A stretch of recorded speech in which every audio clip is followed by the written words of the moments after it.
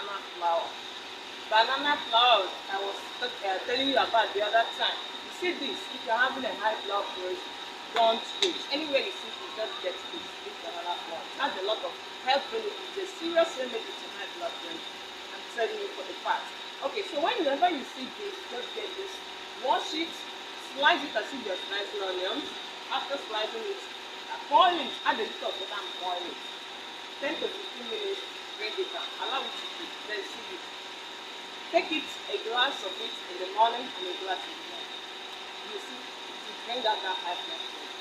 The high blood pressure causes a heart attack and stroke. So don't allow those things to start coming on you before you start taking it. Before you start taking it. Yes, you have a high blood pressure, but there are medicines, drugs that take it. This is a natural remedy to it.